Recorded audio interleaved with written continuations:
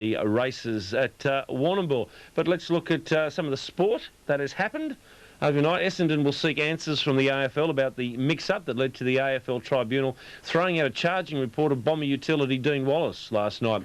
The tribunal found Wallace had no case to answer after being reported for charging Collingwood's Andrew Shawball in the Anzac Day clash at the MCG. The call is the big meeting down there at Warrnambool.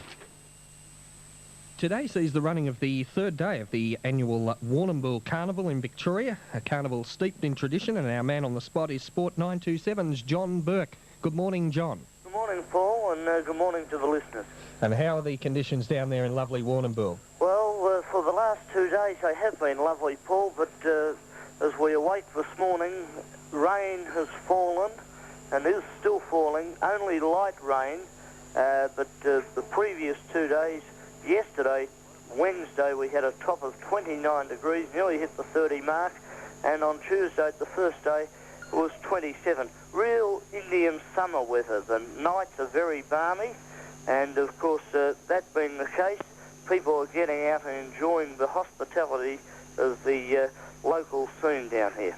Yeah, now Warrnambool itself, of course, is situated a little out of Melbourne in the southwesterly direction, about 3.5 hours, would that be right, from Melbourne? About 3.25 hours, Paul. It's about 300k from Melbourne, and as you well know, you've been here a few times, it's a very wide open, expansive course, plenty of room, very, well, I can't say lush lawns, because in Victoria at the moment the countryside is very dry. Yeah, very similar to up here in the ACT too. We desperately need some rain, but let's hope for the sake of Warrnambool it stays away today, John. The place itself, Warrnambool, of course, accommodation's a bit hard to get there over the 3 days of the carnival. Always been very tough for accommodation. It's sort of a case that you come one year where you book in for the next year as you leave. It's a very popular carnival, rain, hail or shine, and well, over the years we've had a little bit of both on each day, but as I said, the last 2 days have been perfect. But today, very overcast, rain falling as I speak. I don't know if you can hear it on the tin roof of the grandstand, but who knows, still early days, it may clear. Yeah, let's hope so for the big final day. Of course, the main event of the day, well, there's two main events really, the Grand Annual Steeple and the Warrnambool Cup, but I suppose the main interest in Warrnambool, people think of it as a jumps carnival, and this is the 125th running today of the Grand Annual Steeplechase, John. Yes, the 125th anniversary of the 3 days, Paul, and the club, in their wisdom, they've done a great thing. They've got memorabilia, which can be sold, and which is being sold, and they've got T-shirts and caps and stubby holders and whatnot. And Paul, you'll be happy to know that I did score a cap. That's good. What about a stubby holder, John? Because I know... No, don't worry about a stubby holder. As you know, I don't drink much, but then again, I don't spill much either. That's very true, yes, of course. We've had a couple of years down there where we've enjoyed the hospitality. Yeah. Yes. As I said, first run in 1872, the big Grand Annual, and I'm glad that You were there, weren't you, Paul? I missed the first one. This one? Yes, I did.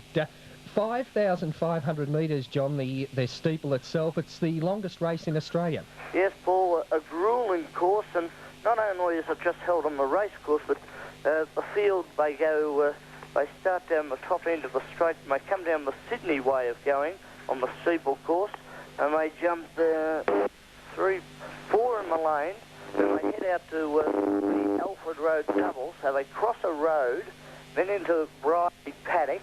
They climb Briley Paddock, they jump to the Cox's Road double, and then down to the Tozer Road double, where they do a sharp right, and then the next time round they go a sharp left and back onto the main course proper of the track.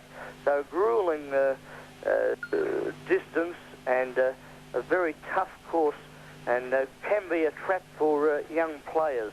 That's for the sure. jockeys. Now, 33 jumps in all. I think I read correct, once Paul. that that's more jumps than they jump in the famous Grand National in England. Yes, correct again.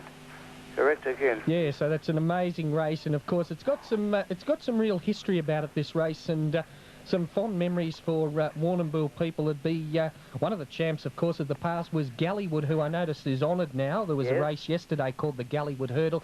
Of course, there's quite a story with Gallywood. He fell one year in the steeple. He fell one year right at the 200-metre mark, Paul, and things did not look rosy at all for the mighty horse.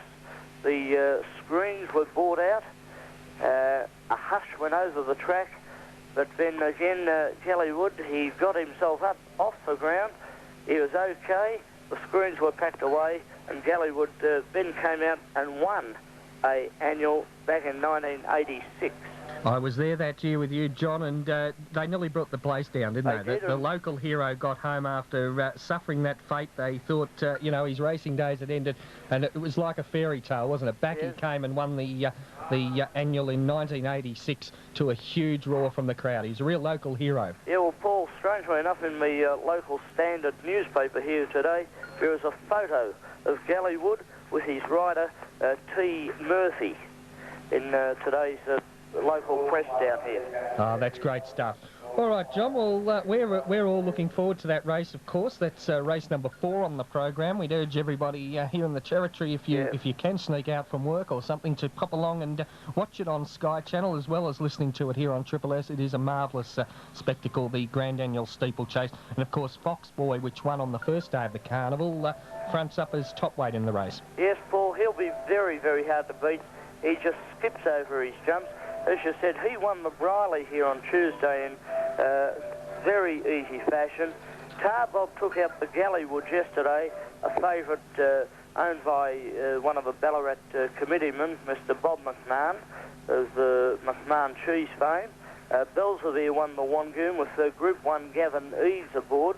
And Jim Houlihan, Paul, who is well known for his training of steeple and hurdlers, he had three runners over the carnival. He hasn't got a runner today.